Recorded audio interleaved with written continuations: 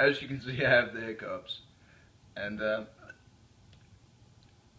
it's very frustrating to have the hiccups because you want them to stop. Your body is sitting there convulsing in a way that you don't want it to. You want to be in control.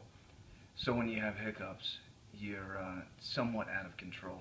So you want to find a way to stop it from happening. Well, there is a cure. There actually is. It's vinegar.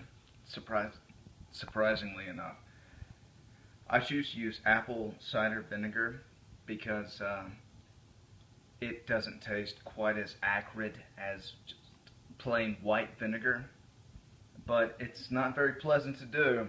But that's the cost of getting rid of these damned hiccups. So after this next hiccup, I'm going to drink a little.